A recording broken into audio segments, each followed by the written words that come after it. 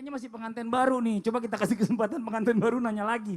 Ini kayaknya pengantin baru kan pasti kan karena baru penyemaan apa namanya adat istiadat, Bener. mungkin juga kebiasaan kan sering nangis. Kenapa nih coba? Mungkin ada yang mau ditanyain gak Jian? Mau langsung nanya ke suami. Langsung nanya ke suami. Iya langsung aja Kenapa tanya. nggak nanya Kita di saksinya. rumah? Kita saksinya. Ya, enggak apa-apa, Iya, kita harusnya dengar. di Enggak, rumah kalau aja dia kayak nanya di rumah gitu. nggak dijawab. Oh iya, Kalau di sini bener. dijawab. Iya, iya. Iya, silakan tanya Iya, iya. Jian. Sayang, ada nggak sih plus minusnya ketika seorang istri tuh nangis karena perbuatan si suaminya? Nah, apa sih yang bikin Ustaz Syam, apa sih yang bikin Jihan nangis?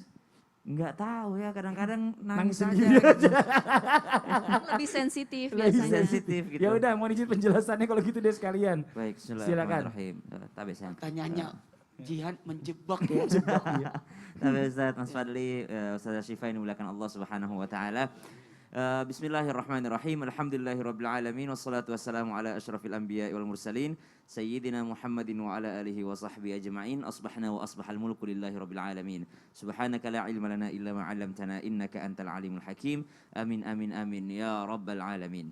Jikalau pertanyaannya tadi apa sih baiknya atau apa buruknya ketika seorang istri menangis karena perbuatan suaminya? Jelas yang pertama kita sedang menyakiti perasaan seorang manusia. Jikalau kita tidak memandangnya sebagai seorang pasangan, pandanglah ia sebagai seorang manusia. Manusia yang beriman pula.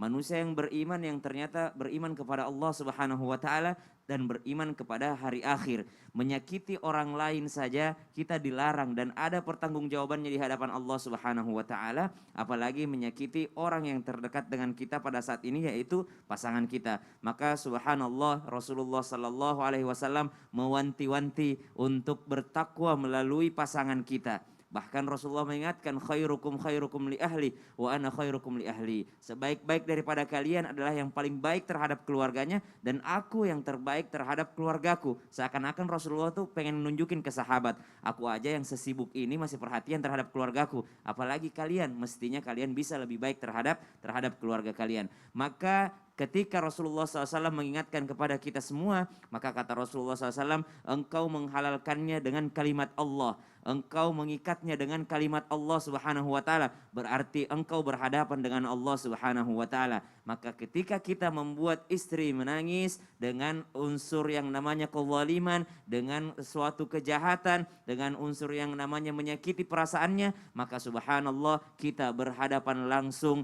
dengan Allah Subhanahu wa taala, karena dalam Al-Qur'an juga disebutkan mitsaqan ghalidha, ikatan yang sangat kuat, ikatan yang sangat berat, dan ikatan itu bukan hanya ikatan antara manusia tapi juga ikatan dengan Allah Subhanahu wa taala. Yang kedua adalah kerugiannya, bukan lagi rugi tapi bangkrut, di mana Allah Subhanahu wa taala melalui lisan Rasulullah sallallahu alaihi wasallam kepada para sahabat mengatakan bahwasanya, tahukah kalian siapa orang yang muflis, siapa orang yang bangkrut? Yang bangkrut adalah mereka yang enggak punya dinar ya Rasulullah, enggak punya duit. Tapi kata Rasulullah SAW, bukan itu bangkrut seutuhnya. Bangkrut seutuhnya adalah orang-orang yang datang di hari kiamat membawa pahala sholatnya, membawa pahala Ramadannya, membawa pahala baca Qur'annya, membawa pahala-pahala amaliyahnya. Namun ternyata ada orang yang pernah dianiaya olehnya, ada orang yang pernah dizalimi olehnya, termasuk diantaranya mungkin yang paling sering teraniaya adalah orang yang terdekat dengan kita. Karena potensi menyakiti itu yang terdekat sebenarnya. Ya jarang-jarang kita nyakitin bule gitu karena jauh gitu, nggak kenal gitu. Yang sering ya apalagi gitu ya.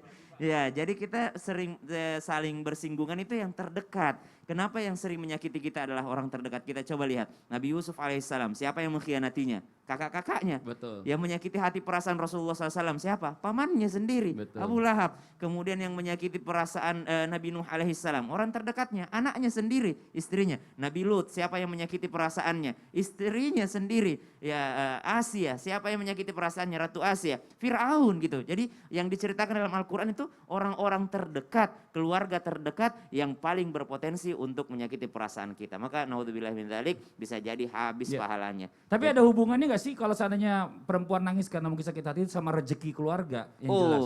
Subhanallah. Kalau dikatakan rezeki keluarga ya karena kita doa istri itu adalah termasuk juga pembuka rezeki, karena saya merasakan sendiri gitu. Masya Allah. Ya habis menikah Masya Allah rezekinya istri luar biasa melalui doa-doanya Masya Allah. Terima kasih.